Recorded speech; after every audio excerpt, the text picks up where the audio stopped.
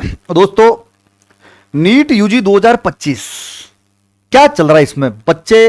फिर कंफ्यूज हैं इस चीज में, क्योंकि एमपी हाईकोर्ट का जब डिसीजन आया 1 जुलाई को, तो उसमें क्या बोला गया और शुरू से लेके एग्जाम की डेट से, मतलब एग्जाम से लेके अभी तक क्या क्या घटनाएं घटित हुई है और अब आगे जो है वो क्या हो सकता है, काउंसलिंग की क्या मामले, क्या चांसेज हैं, काउंसलिंग कब तक हो सकती है, रिजल्ट में कोई काउंसलिंग में कोई डिले होगा तो कब तक होगा, और अगर मान लो कि फाइनल डिसीजन आता है तो उसके बाद में क्या चीज होगी, ये सारी बातें मैं आज आपको बताने वाला हूं।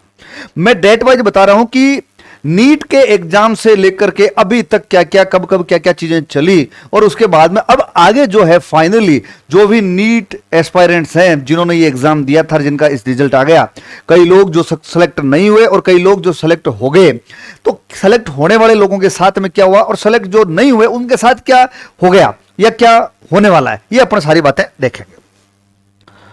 दोस्तों, ये कुछ डेट्स है जो आपके सामने है। सबको पता है कि 4 मई, 3 जून, 5 जून, 14 जून, 1 जुलाई, 2 जुलाई और 10 जुलाई तक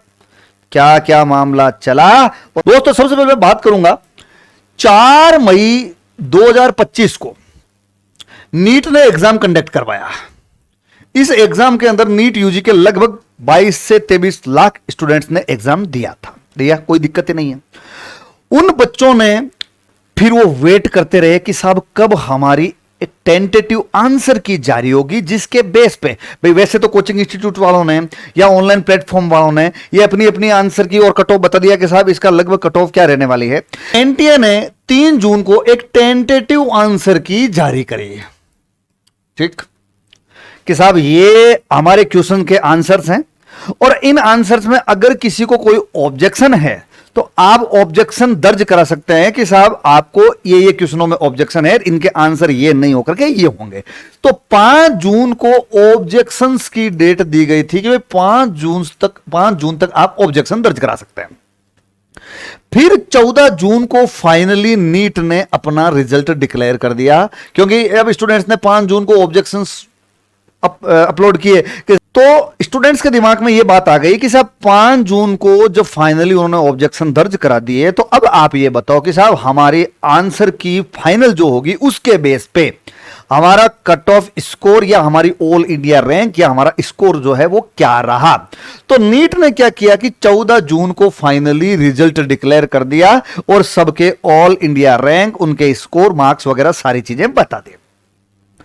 अब उसमें 2 कैटेगरी के स्टूडेंट्स आ गए, मतलब ये हो गया कि वो लोग जिनका सिलेक्शन नहीं होना था, एक तो वो लोग थे और दूसरे वो लोग जो अपन कहेंगे साहब सेलेक्ट हो गए। इसका लोग कैटेगरी 2 में बांटूंगा मैं, वैसे अपन ये कहेंगे साहब उनके अंदर अपन बॉर्डर लाइन वाले छोड़ो उनको। अब 14 जून को जब रिजल्ट आ गया तो उसके बाद में 2 तरह से कैटेगराइज हो गए स्टूडेंट, एक तो जिनका सिलेक्शन ही नहीं हुआ और दूसरे जो वो अपन सेलेक्ट अपन कहेंगे साहब वो सेलेक्ट हो गए थे। अब जो सिलेक्शन ही नहीं हुआ था वो स्टूडेंट्स तो वापस अपनी तैयारी के अंदर लग गए कि साहब अपन तो बिल्कुल तैयारी पे लग जाओ, क्योंकि अगले साल वापस अपने को एग्जाम देना ही पड़ेगा। ये स्टूडेंट्स इस चीज का वेट करने लग गए कि आप ये देखो कि साहब काउंसलिंग जो है वो एनटीए कब करवाएगा, काउंसलिंग की डेट क्या रहेगी, और वो काउंसलिंग के वीडियोस देखने लग गए कि काउंसलिंग जो होगी तो क्या क्या डॉक्यूमेंट रिक्वायर होंगे, कौन से कट मतलब जो कि मार्क्स पे कौन से इस ऑल इंडिया रैंक पे आपको कौन सी कॉलेज मिलेगी, गवर्नमेंट कॉलेज मिलेगी तो एमबीबीएस की सीट मिलेगी कि नहीं मिलेगी, और अगर नहीं मिलेगी तो फिर बीडीएस मिलेगी, बीडीएस नहीं तो फिर बीएएमएस या बीएचएमएस मिलेगी। इसलिए इस सारे काउंसलिंग पर्पज में लोग लग गए कि साहब मेरे को काउंसलिंग करवानी है। काउंसलिंग अगर YouTube पे कई साइटों पर उन्होंने देखा कि साहब किस तरह से काउंसलिंग होती है, किस किस तरह से अपने को ऑल इंडिया कोटा से जो 15% सीट है और स्टेट कोटा में जो 85% सीट है, तो किस तरह से अपने को सीटें भरनी है और किस तरह से अपने को डॉक्यूमेंट जो है वो रिक्वायर्ड होंगे। लेकिन 1 जुलाई को एमपी हाईकोर्ट ने यह डिसीजन दिया कि साहब जो स्टूडेंट्स बच गए थे, जिनका रिजल्ट डिक्लेयर नहीं हुआ था, उनका आपको वापस रीनीट का एग्जाम करवाना है। अब बाकी स्टूडेंट्स कंफ्यूज हो गए कि सब जब ये इनका रीनीट का एग्जाम होगा तो जब वापस रिजल्ट आएगा तो उन स्टूडेंट्स को भी अपने साथ के अंदर ही रखेंगे, अलग कुछ किया जाएगा। ये कॉमन सेंस वाली बात है कि साहब जब वापस एग्जाम उनका होगा तो बहुत जल्द एग्जाम करवा करके और उनका रिजल्ट डिक्लेयर होगा तो उनको भी इनके साथ में सेट करके फाइनली एक कट ऑफ जारी करी जाएगी या फाइनली ऑल इंडिया रैंक के अंदर मतलब जो है कि वापस फाइनल ऑल इंडिया रैंक बताई जाएगी कि साहब फाइनल ऑल इंडिया रैंक थोड़ी सी फ्लक्चुएट हो रही है, लेकिन कोई ज्यादा फर्क नहीं पड़ने वाला उसमें। क्यों? क्योंकि आप जानते हो कि साहब कितने स्टूडेंट हैं, मुश्किल 75 स्टूडेंट्स हैं यार। तो 75 स्टूडेंट्स मैंने पहले ही बता दिया था कि 75 स्टूडेंट जो हैं, बहुत कम स्टूडेंट जब होते हैं तो ज्यादा रैंक फैंक पे फर्क नहीं पड़ता है। 2 जुलाई को वापस स्टे आ गया कि साहब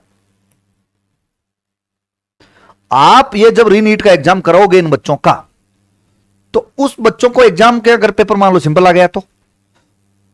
तो इसका मतलब ये हो गया कि उनकी रैंक जो होगी वो अगर फ्लक्चुएट होती है तो बाकी स्टूडेंट्स के साथ में तो ये नाइंसाफी हो जाएगी।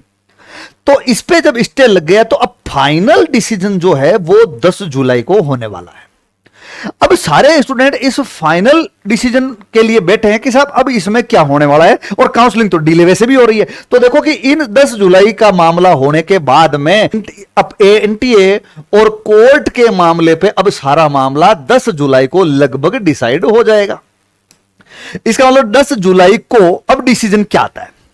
10 जुलाई को अब डिसीजन दो टाइप से आ सकता है भाई। या तो यह डिसीजन आ सकता है कि साहब कैसे करके इनकी वापस रीनीट का एग्जाम करवाया जाए, या फिर इनको एडजस्ट किया जाए कि साहब अगर मान लो कि 2 जगह या 2 सेंटरों पे जहां पे लाइट या बत्ती गुल हो गई थी तो उस समय उनके एग्जाम में दिक्कत आई थी, तो उनको कैसे करके उस पिछले सालों के अंदर क्या हुआ था, ग्रेस मार्क्स पे होगा या क्या मामला, किस तरह से क्या होना है, या 2 मामले होंगे कि साहब या तो रीनीट करवाओ या इनको कैसे करके एडजस्ट करो।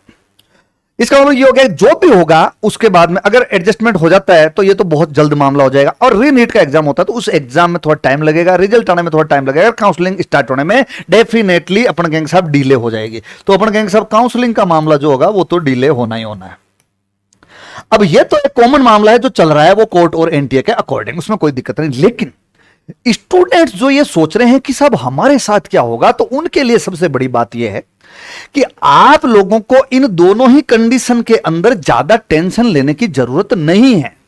वो इसलिए जरूरत नहीं है कि अगर रीनीट का एग्जाम होता है या स्टूडेंट्स अगर एडजस्ट होते हैं तो अरे टोटल स्टूडेंट ही लगभग 75 ही तो हैं। तो अगर टोटल स्टूडेंट 75 ही हैं तो ऑल इंडिया रैंक फ्लक्चुएट होगी या आपकी कैटेगरी रैंक अगर फ्लक्चुएट होती है तो उतना फर्क नहीं पड़ेगा जितना अपन सोच रहे हैं। भाई कई लोग तो ये सोच रहे हैं कि साहब मैं तो बिल्कुल बाहर निकल जाऊंगा,